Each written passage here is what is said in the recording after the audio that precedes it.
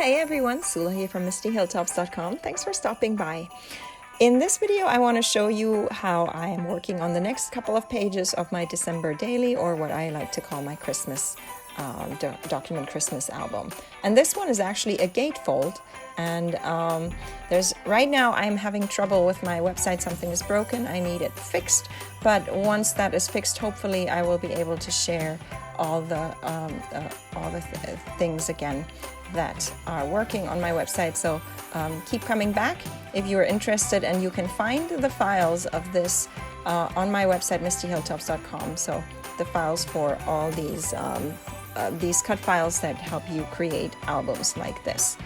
But this one actually, so I have some papers that will go in behind. I have two pockets there, and then this 4x4 photo with a slightly larger photo mat will then go to close this. And here I'm showing how I'm using templates. So this comes as a cut file, but I was too lazy to actually run this through my Silhouette. But what I did was I just took the cut file and I just printed an outline of this and then cut it and use it as a template to then cut those odd-shaped the papers for the pockets that go on both of these gates.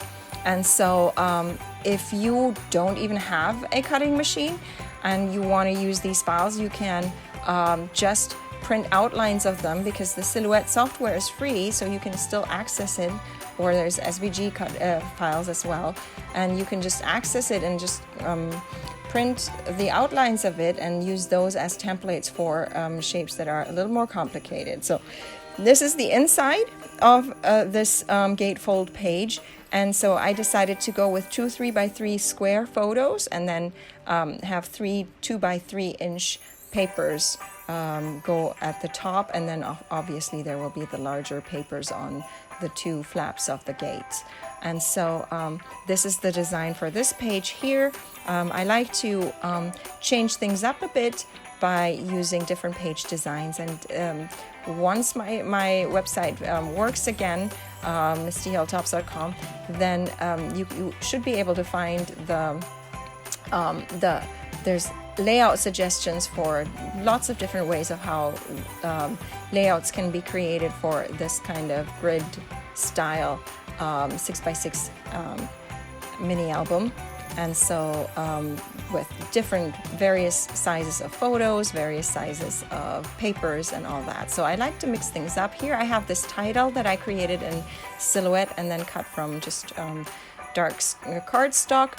And then I still needed to decide where exactly I wanted it to be. It's the same colors as in the presents on the pattern papers to the left and the right, but I felt it was too busy to go on the left and the right. So I decided I would just keep it right where it is more visible. And then here I'm working on the date, which is December 11th. So this was Sunday. It's the 3rd of Advent. I do like to have an Advent wreath. In where I come from, every household just has an Advent wreath. It's just what we grow up with. It doesn't have any special meaning except that it's just a Christmas tradition. And so that's what we do. And so I like to have my Advent wreath working every year. And here I just put some die letters or numbers actually, and put them on a label background, and then that makes the number, and then a small embellishment. That's actually a label that I created in Silhouette. I used one of my cut files for this, just filled it with color and printed it out, and that makes a beautiful little embellishment for my page with the 3 candles here. And here I'm working on a flap now, and this flap will go on the right side of the page. And because I had a number of photos, I made myself a nice little Christmas tree with hot cocoa, and I use real chocolate for the hot cocoa. It's so yummy. Not just cocoa powder or something, but just real. I just melt real chocolate and melt it in the milk. And so I had a fun little hot cocoa there, and then I have my Christmas trees with the cookies, and that's what I wanted to record on this page. And so here I have a little this die cut set that is just a cup, and you can make it to be anything, but it also has the Christmassy things like the candy cane, and it could be a teacup, or it can have various, but I went with a snowflake there. Comes with the set, and then to put some marshmallows, because obviously my own cup of cocoa has marshmallows, so I'm starting to glue down the marshmallows right there. And I wanted the candy cane to look like it's stuck right in with the marshmallows. So that's this flap, and this is just a 4x6 size, where I then have a photo that is 3x4, and then the background mat will be also a 3x4, and I will glue this cup of hot cocoa on the background there, and that will go on the space, because obviously it's a red cup going, or a red mug going on a red background. I wouldn't be able to see it, but I felt that the red is kind of cute, and so I wanted to keep it with the red, so I put it on a white, just normal cardstock, and then this one will go onto this page there, and that will be the front or the top side of the flap. And I decided I will work on the flap first before I glue it down, because I thought that might be easier than to glue down the flap and then work with this big album size. Then here I stamped. I have the stamp set that is like little flags, and I stamped the number 12 because it's December 12th, so that's my date, telling me what day it is in December. And then this is ready to be glued onto the page. So this is where it will go with this spread, and then all I need to do is to just decorate the main page. And obviously I want to glue the flap down first, so that the flap that is the glue strip could be covered up by the photos and the papers that I have. And so everything will be covered and will look nice and neat.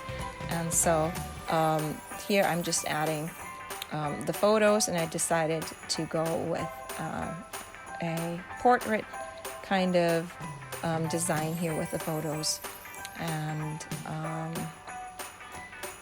can then add a few more embellishments. And my embellishments, there will be other things that I could add later, like I will still go back over my album at the very end and see if there's anything that I want to add to it as far as embellishing goes. For now, I just keep it simple with just word strips. I have word strips that I share on my blog, mistyhilltops.com, as freebies. And so I just print them on cardstock, and then trim them with a trimmer, and then cut them into small bits and pieces, and then I can add them to my project. So I've been having a lot of fun with how this turns out. This is another label from the Silhouette store that I have, and that I just, instead of making it a cut file, I just fill it with color and then print it, and that's just fun to have labels this way. And so I just print them out and then have my Silhouette cut it, and so that's how that works. And so here I'm just adding a bunch of those word strips that I have from this freebie file that I am sharing. It's a PDF that you can easily print if you like. And I'm just adding these various word strips. There's a whole ton of them. I'm not expecting to be able to use up all of them for this Christmas season, but that's why I'm using so many strips everywhere, because I have so many that I can use, and still so many more that I could use further. So they will probably be there next year still. And so here I'm still deciding with a few more word strips where they should go, and decide there's another spot right there.